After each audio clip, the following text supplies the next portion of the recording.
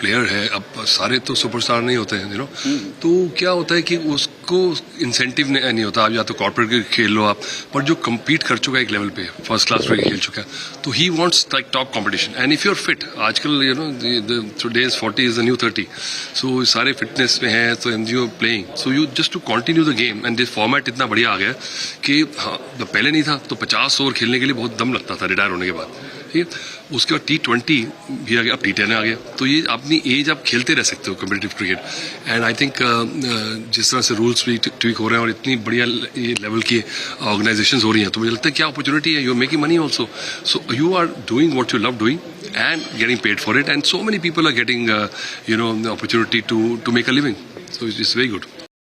अब आप रेटिंग के बारे में बात करेंगे तो वो मुझे लगता है कि जो ICC की रेटिंग होती है उसका कोई मायने नहीं, क्योंकि कंडीशंस की बात है। अब पाकिस्तान थी नंबर 1, अब देखिए क्या हुआ, और श्रीलंका का क्या हुआ है। तो इंडियन टीम थोड़ी सी खेल नहीं रही थी, मुझे लग रहा था कि शायद हमारा कॉम्बिनेशन नहीं है, पर इतनी क्रिकेट दूसरी खेले है तो बैट और बॉलिंग, तो मेंटालिटी जो है, आपका जो माइंड है, जो स्पेस है, वो अगर आपके पास सीनियर प्लेयर है तो यू कैन इजीली शिफ्ट। सो रोहित के होते हुए, विराट के होते हुए, और नीचे से अश्विन आ गए, बुमराह के होते हुए, सो वो सेटल हो जाता है। ऐसा नहीं कि एकदम से ड्रास्टिक चेंज हो रहा है T20 के बाद, टेस्ट क्रिकेट के बाद। So we are very good test cricket. तो I think India definitely top 4 में, England will be there, Australia, and I think the dark horse could be Pakistan.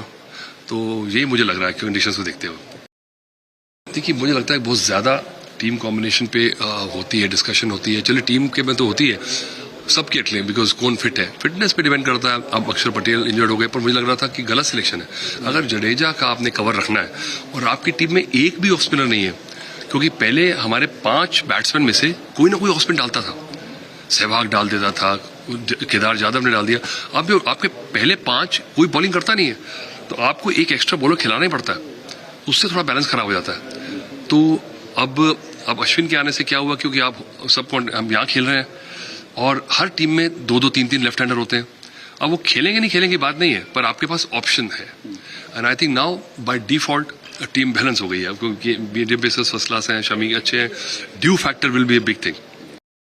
मुझे लग रहा था कि देखिए ये ना एक सेट है, और आप इतने बड़े प्लेयर हो गए हैं कि अपनी जगह देते नहीं है। मुझे लगता है रोहित का बड़ा दिल है, और अगर रोहित चाहे तो अगर वो 3 पे खेले और ईशान किशन एक लेफ्ट हैंडर हमारे पास हो जाए, तो वो कॉम्बिनेशन एक ऐसा रहता है जो कि जैसे हम शाहीन शाह अफरीदी ने हमारे को बिल्कुल सेट होके, क्योंकि पता था दोनों राइट हैंडर है, उसकी लाइन सेट हो जाती है जब एक लेफ्ट हैंड राइट हैंडर आता है।